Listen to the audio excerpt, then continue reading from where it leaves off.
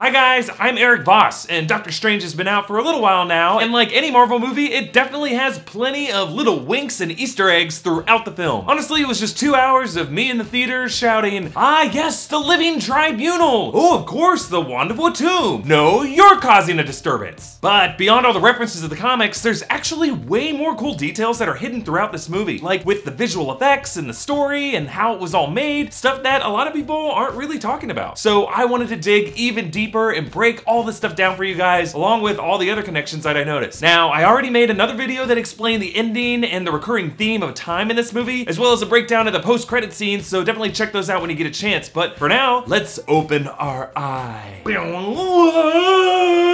No, this isn't a green screen. What? When did this get here? No, you're causing a disturbance. Now, before the movie actually begins, we see the new Marvel fanfare, the first time it appeared in front of a Marvel movie. We actually saw this last July at Comic-Con, and it's great. There was images of all the Avengers and the MCU heroes that we've seen so far, with quick glimpses of Nick Fury's quote from the Avengers, Tony Stark saying, "I am Iron Man," and Black Widow saying, "I've got red in my ledger." And I would say it was especially important to establish this story as part of this universe using these images, since Doctor Strange was so aesthetically and narratively different from the rest of the MCU. Like, no one's gonna think back on Strange in that Astral Realm fist fight and think, was that in Winter Soldier or Age of Ultron? So I'll get into the other ways that this movie set itself apart as we go, but for now, this fanfare was really great about establishing Strange as one of the guys. And part of what makes this fanfare so great is the music. And the composer behind it was Michael Giacchino, who composed this entire film. Now, I'll come back to him in a bit, but let's move on to this opening scene in the Kamar Taj Library, which introduces us to Kaecilius, played by Mads Mikkelsen. Now, the character of Kaecilius is actually a way less significant villain in the Marvel comics. He's actually just kind of a servant to Baron Mordo. But since Mordo is mostly a good guy in this movie, the script borrowed a lot of his plot points and reassigned them to Kaecilius. So he's a former student of the Ancient One who seeks greater power, stealing the Book of Cagliostro to betray and defeat the Ancient One. And fun fact, Kaecilius was named after the word Caecilian, which is a rare snake-like amphibian. I guess you can see the resemblance? Now, this Book of Cagliostro was written in the late 18th century, and it contains spells and mystical knowledge from all around the world. It's named after Cagliostro, an Italian sorcerer from the 1700s. And there's more I want to talk about in this library, but I'll come back to it later. Instead, let's move on to this awesome fight scene between the Ancient One and Kaecilius and all of his zealot followers in London. Now, we pointed out in our breakdown of the trailer that this is Northumberland Street. And what I love about this is the same street featured in the BBC show Sherlock, starring Stephen Strange himself, Benedict Cumberbatch. Actually, at the end of this street is the Sherlock Holmes pub. See, the Cumberverse is already collapsing in on itself. Also, notice how Kaecilius screams this at the Ancient One. Hypocrite! This is a really subtle foreshadowing of the fact that the Ancient One derives her power from the Dark Dimension, the same place that she's trying to stop Kaecilius from bringing into this dimension. This is a big reveal later in the movie, and it's cool that the script sets it up in these opening moments. And of course, the visuals of this fight look amazing. The visual effects supervisor, Stefan Soretti, pulled from a ton of references to piece together these eye-popping visuals, and he said that one of the starting points was the Christopher Nolan movie Inception. But Soretti said he wanted to make it look 10,000 times more dynamic and on a much bigger scale. And this sequence is a really good example of how Inception influenced Doctor Strange, because it combines two memorable scenes from that movie. First, notice how the city of London bends and folds with the architecture sliding into itself like a Rubik's Cube, just like how we see the city of Paris do that in Inception. But also, this fight scene is pretty much an outdoor version of that inverted hallway fight from Inception, with characters using gravity and the rotation of the space to their advantage. But let's also talk about the music here. Giacchino uses this overwhelming cacophony of horns and brass. And this might sound familiar because it's evoking the same memorable score from The Matrix. Kevin Feige actually mentioned The Matrix as a huge inspiration for this film's story and themes. Also, the melody of Giacchino's music reminds us of his score from Star Trek.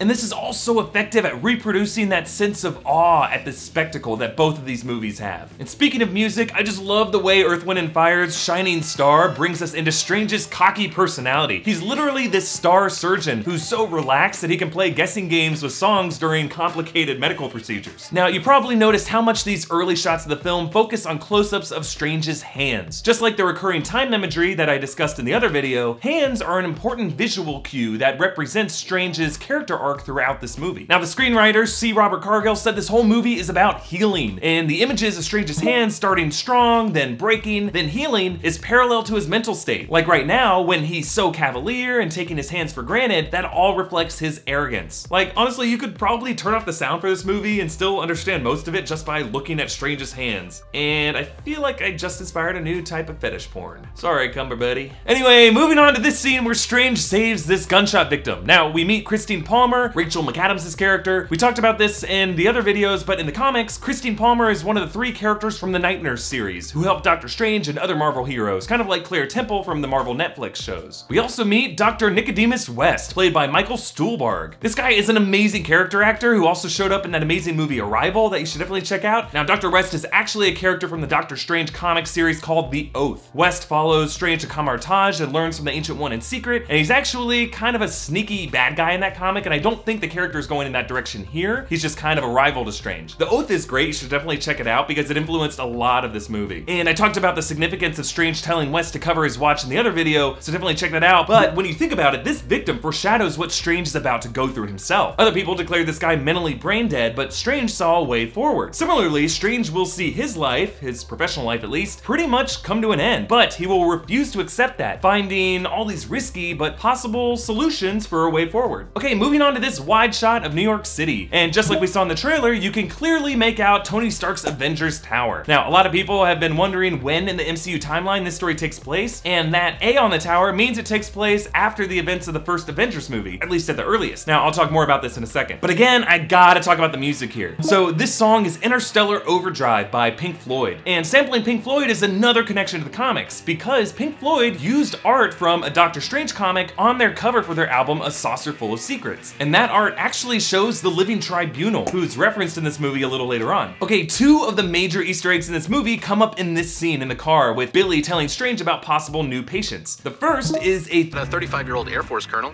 crushed his lower spine in some kind of experimental armor. Now, a lot of people think this could be referencing Rhodey, War Machine, who messed up his back something fierce in Civil War. But remember, Rhodey was back on his feet by the end of that movie, and Scott Derrickson himself said that this isn't referring to War Machine. And come on, let's face it, Don Cheadle cannot pull off 35. 37 maybe. And other people are saying that this could be referring to that test pilot from Justin Hammer's presentation back in Iron Man 2. Remember, Hammer did say, "I'd like to point out that that test pilot survived." But again, we're getting into timeline issues here, because those events took place back in 2010, and based on that plaque that Strange had and the year on his watch, this is all taking place in 2016. So my guess is that this could just be one of those lines that sounds like a reference, but it actually isn't. All right, like, come on nerds, not everything is an Easter egg, except this Easter egg right here. This patient, A 22-year-old female with an electronic implant in her brain to control schizophrenia struck by lightning. Now notice how Strange is interested, but before we find out more, smash! Life-changing car accident. Now the leading theory is that that 22-year-old female could be Carol Danvers, Captain Marvel, who of course Brie Larson is gonna play. Now Kevin Feige did say that they planned on changing Captain Marvel's origin story for the movie, and when Scott Derrickson was asked about this, he said, quote, "All I can say is, maybe. That one you're going to have to wait and see," which I interpret as yes. Now, I know this still sounds speculative, but keep in mind the MCU has teased future MCU heroes like this before. Like, remember in 2014, they quickly name-dropped Stephen Strange and Captain America Winter Soldier. Bruce Banner, Stephen Strange, anyone who's a threat to Hydra. So yes, we will see, Derrickson. Okay, moving on. So Stephen Strange's origin story with a car accident destroying his hands is all pretty much how it goes down in the comics, but I like how the movie replaced his alcoholism with this fixation on using his hands to operate all of his devices while driving, because it roots us back in Strange's hands as an expression of his character. And then as we see his hands post-accident, scarred, destroyed, massive nerve damage, it points directly to the rock bottom state Strange is in right now. And as he goes through physical therapy, notice how we only see him working to strengthen his hands. Like, his whole self is only as useful as his hands are. Then check out this shot of Strange trying to write his name. This moment is taken directly from J. Michael Straczynski's Doctor Strange comic. It's a cool way to show how Strange's identity is tied directly to his ability to control his hands. I also learned that apparently that is considered bad handwriting. Like, this is the best I could do.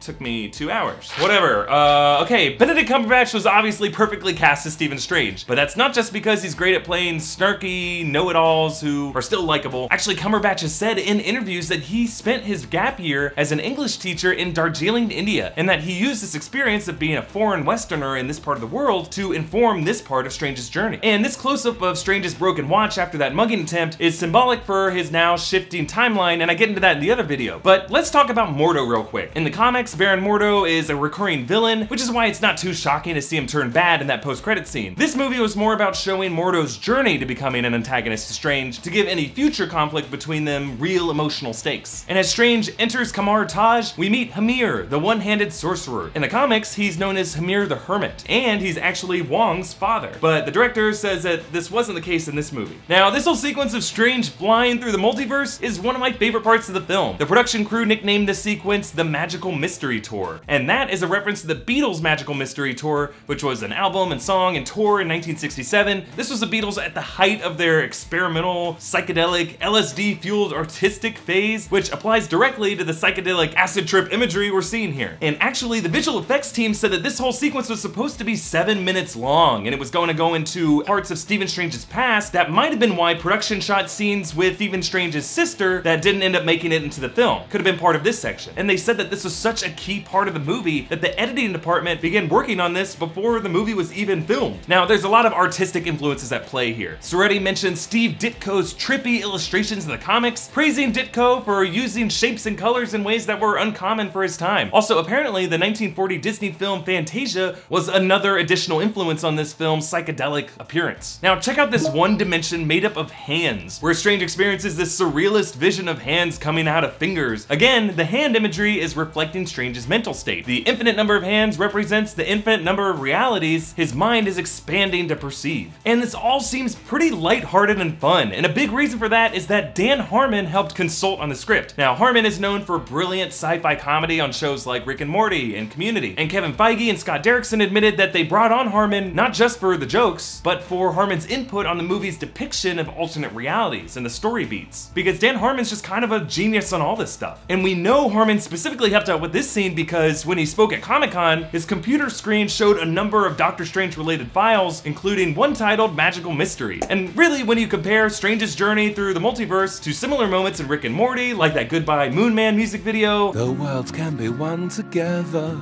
cosmos without hatred, or really any of the show's numerous interdimensional chase scenes, you can definitely see Dan Harmon's influence. Also, real quick, this one dimension with geometric crystal shards, this looks a lot like that same quantum realm that we saw in Ant-Man. So even though this is a very different film, I love these little ways that Doctor Strange connects to the MCU. Okay, moving on. So this whole Kamar Taj part of the movie is full of references to the Doctor Strange comics, so I'm gonna quickly point out the ones that I noticed. So we pointed this out in the other trailer breakdown, but Shambhala as the Wi-Fi password is a reference to the Doctor Strange comic Into Shambhala, which features Hamir and Doctor Strange dealing with the death of the Ancient One. And I love the way the portals looked in this movie, and the visual effects team said that they really wanted the portals to have this tactile feel. And those sparks that you see dropping to the ground really made the portals seem like something you could touch and walk through. And then Mordo shows Strange the Staff of the Living Tribunal. Now, the staff itself isn't in the comics, but the Living Tribunal is. It's this massive cosmic deity, it has this floating head with 3 sides, and it keeps all the dimensions in balance. Mordo also shows the vaulting boots of Voltor. Again, the boots are new, but Voltor is this mysterious entity that Doctor Strange references all the time. It's like magic that can be summoned in the form of gas, like the vapors of Voltor, or like snakes, the vipers of Voltor. He also mentions the Wand of Watoomb, and we actually see Wong holding that later. The Wand of Watoomb is one of Strange's artifacts in the comics. It's controlled by the thoughts of the user and harnesses mystical energy to create or deflect spells. And then this whip that Strange harnesses and uses throughout the movie could be the film's version of the Crimson Bands of Satorak. Now, those are red in the comics, but Strange uses them in a similar way, lassoing enemies and blocking attacks. We also see Strange in the library a lot, and we get a look at the Ancient One's private collection, and notice how there's an empty slot. Now, some people are thinking that this might belong to the Darkhold. That's the mystical book from the show Agents of S.H.I.E.L.D. Now, a lot of you guys are asking how much time exactly Strange spends training at Kamar Taj. Now, it's not entirely clear, but the screenwriter said that the tree in Kamar Taj courtyard is a clue to the passage of time. So check it out. When Strange arrives in Kamar Taj, the flowers in the tree are just beginning to bud and blossom, suggesting that it's springtime. Then later, towards the end of his training, the leaves are brown, like it's autumn. That means Strange could have trained from like February or March to to October/November, so like around 7 or 8 months. Now, I know that isn't a very long time, but remember, Strange is a fast learner. He said that he had a photographic memory, and he's still very much a novice when he tries to fight Kaecilius and the Zealots later. So he's still very much in the process of his education. Now, I explained what's going on with this Eye of Agamotto time loop sequence in the other video, but it leads us to Wong's explanation of the 3 sanctums that protect Earth from Dormammu, all created by the original Sorcerer Supreme, Agamotto. Now, this idea of 3 seems to be derived from the comics, where the Seal of Vishanti, that symbol and skylight of the New York Sanctum, is actually a union of 3 powerful magical entities called Oshtur, Hogoth, and Agamotto. Now, when Strange goes to the New York Sanctum, he sees this guy, Daniel Drum. Now, in the comics, Daniel Drum was the brother and later kind of spiritual assistant to Jericho Drum, also known as Brother Voodoo. Voodoo actually becomes the Sorcerer Supreme for a short time in the comics. Now, this sanctum is full of magical artifacts, and if you look closely, you can see this helmet. This could be an uncolored version of the Black Knight's helmet. Black Knight is another Marvel hero, and the prop guy who worked on this film said that Black Knight's ebony blade was supposed to appear in the movie, but it was cut last minute. We also see that Kaecilius and his followers use this weapon that could be the film's version of the daggers of Davaroth, which have more of a spell form in the comics. Also, notice how there are no guns in this movie. That's something Derrickson wanted, saying, quote, "There's nothing less magical than a gun." And that's one of several common tropes that he wanted to avoid when making Doctor Strange. I'll get to the others as we go on. And I think what I like most about this fight scene is that Strange is getting his ass kicked. He's totally outnumbered. And that was something intended by the screenwriter. Unlike other superheroes who immediately start kicking ass before they really learn their skills, he wanted Strange to be an underdog. So that's why the only way he wins this fight is by outsmarting the Zealots with the windows and then getting lucky, really, with the Cloak of Levitation. And then this artifact that Strange briefly scares Kaecilius with before they both realize that he doesn't know how to use it is the evil Eye of Avalon. That's from the comics. It can manipulate matter on a molecular level and fire a force blast. It's used by people like Prester John in the Marvel comics. Now, let's talk about the Cloak of Levitation. In this movie, it kind of has sentience, kind of like the magic carpet in Aladdin. That's not exactly the case in the comics, except the Oath series that I talked about before, where it kind of can think on its own. And really here, it definitely has a clear personality, and it really saves Strange's neck over and over again. And another thing that makes this movie great is the depth to the character of Kaecilius. So as he explains himself to Strange, his rationale for summoning Dormammu in the Dark Dimension makes sense in its own weird way. Like, he doesn't want the Earth to expire. He wants this realm and everyone in it to live forever. Like Strange, he considers time to be an enemy. Now, this was intentional because Derrickson pitched Kaecilius as a villain of ideas and watertight logic, hoping that he would stand out from the other one-dimensional villains that we've seen in other MCU movies. Also, I love the way that he echoes a line Strange says earlier, comparing the people he killed to, quote, tiny,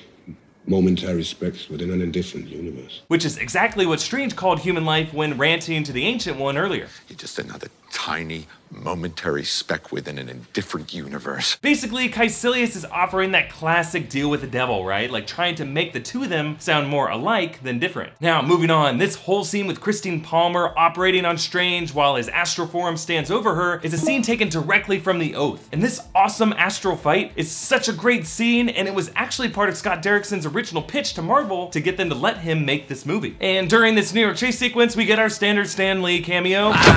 That is hilarious. That book he's reading is Aldous Huxley's The Doors of Perception. The whole thing is an essay about a psychedelic drug trip that Huxley experienced, so it's really an appropriate choice for this scene with trippy shots of the city folding onto itself. And actually, this little scene with Stan Lee was shot by James Gunn, the director of the Guardians of the Galaxy movies. James Gunn said that he shot 2 other Stan Lee cameos for other Marvel movies on the same day, and I'm guessing that they're the ones for Guardians of the Galaxy Volume 2 and maybe Spider-Man Homecoming. And this chase gets particularly insane to look at, and the visual effects guy Soretti cited the work of MC Escher as an influence. He wanted the buildings that were being distorted to be made of material that we know. So if you look closely at this platform that the Ancient One reassembles out of random chunks of New York, you can see the familiar subway station signs for Wall Street and the Museum of Natural History, and the outer bands include green street signs showing New York. So basically they broke down the city of New York into millions of pieces and reassembled them like Legos, and it looks fantastic. And at the end of this sequence, we see that the Ancient One now has that same marking on her forehead that the Zealots and Kaecilius have, meaning just like them, she pulls her power from the Dark Dimension. That symbol is kind of a smoking gun for Mordo to realize the truth about the Ancient One. Now again, I talked about the importance of this scene with Strange and the Ancient One's astral forms in the other video, specifically how it relates to the theme of time, but I want to point out this one shot that I just really love. The moment the Ancient One tells him it's not about you, the camera swings around to reposition Strange from the left side of of the screen to the right. It's at this moment when Strange realizes literally what is right, sacrificing his selfish desire to heal himself for the greater good of healing the world. And then these shots of Strange washing his hands and then using them to cup Christine's face, again, his hands show us where his mind is at. Strange feels guilt for not being able to save the Ancient One, like he has her blood on his hands and he has to wash it off. And then he also feels guilt for the way he treated Christine and the pain he's caused her. And then real quick, some of you Sherlock fans might have caught this little nod to the BBC show with Strange popping the collar, the cloak of levitation, just like Sherlock does.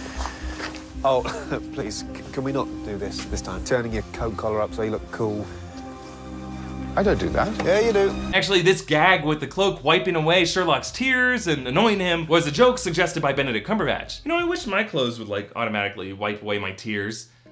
Not that I need them to. Okay, you know what? I don't need therapy, you need therapy. Okay, moving on. Now, in the Scarab scene in Hong Kong, we get a few more references to the Doctor Strange comics. Now, as I mentioned before, Wong is holding the Wand of Watum here, but also we get this quick shot of Tina Minoru, who showed up a few times earlier too. She's the mother of Nico Minoru, who's part of the Runaways comics. Here, Tina holds the Staff of One, which is the main weapon of Nico in the comics. Moving on to this big, awesome finale sequence, which I talked about in the other video. Here, we see one of the ways Scott Derrickson wanted to make Doctor Strange different from other MCU movies. So in those movies, a city always gets destroyed and the portal needs to be closed. And Derrickson wanted the opposite, a city to be put back together and the hero to go flying through the portal to see what's on the other side. And the screenwriter added that this all comes back to Doctor Strange being a story about healing. Like the one way for Strange to fix things in the end is by healing a city, restoring it to its normal health, much like a surgeon would, not like leaving it in ruin and walking away to eat shawarma. Now, Giacchino used a really cool effect for the music in this scene. Notice how the city moves in reverse. The music we hear is reversed as well. And mirroring the Northumberland fight at the beginning of the movie, this Hong Kong fight shows the heroes using the quirks of this new dimension to their advantage, with Strange using the water gushing back into the broken fish tank to trap one zealot and the tiles of a reassembling wall to trap in Kaecilius. Now, the look of the dark dimension in this time loop sequence was designed by the visual effects team based specifically on one black light poster that was inspired by Steve Ditko that hung in Scott Derrickson's office. Like when you shine a black light on it, it glows with these neon colors. And Derrickson was adamant that the Dark Dimension have that same neon color tone. And then one last possible reference to the Doctor Strange comics, when Strange gets his bargain with Dormammu and Kaecilius and his zealots float into the Dark Dimension, notice how their bodies turn gray and ashy as these beams of light emit from their heads. That's kind of similar to the appearance of the mindless ones from the comics. Those are the beings that dwell in the Dark Dimension along with Dormammu. And again, check out my other video for my breakdown on this time loop stuff along with the closing images, but for now, let's talk about the Infinity Stones. Now, the Eye of Agamotto as a time stone makes 5 out of 6 stones revealed in the MCU. And a lot of people online have noticed an interesting coincidence. So we had the Space Stone in the Tesseract, and then the Mind Stone before it was used to create vision in Loki's Scepter, and then the Reality Stone in the Ether, and then the Power Stone in the Orb, and then the Time Stone in the Eye of Agamotto necklace. So the first letters of all those words come together to form Tseon, Stona, Tones. Or I guess Thanos with the missing H would make a little bit more sense. So if this Thanos theory is true, and admittedly this could all be bull, that leaves some H out there in the MCU as the location of the remaining Soul Stone. And one popular theory is that H could refer to Heimdall, the gatekeeper of Asgard in the Thor movies. Now, he is blind, but he has the ability to see souls wherever they are in the universe. And having the Soul Stone in his head could be how he does that, and why his eyes appear to be orange. Now, it doesn't sound like the Soul Stone will appear in Guardians of the Galaxy Volume 2 this summer, leaving it up to Thor Ragnarok as the most likely film to reveal it. So if this Heimdall theory ends up being true, that'd be like a super nerdy but awesome way for the MCU to reveal each of the Infinity Stones. Okay, that is all I got. And thanks for watching, and one last time, be sure to check out my breakdowns of the ending sequence and time theory and the post-credit scenes. And if you like this video, please hit like and subscribe to New Rockstars. You can also contribute to us on Patreon. Thank you so much to all of our current patrons. Every monthly donation helps us out a ton, no matter how small. So really, we love you guys. Thank you so much. You can hit me up on Twitter at EA Voss with any thoughts or questions you had on Doctor Strange, or follow New Rockstars on Twitter at New Rockstars for information on our future videos. Okay, thanks for watching. Bye.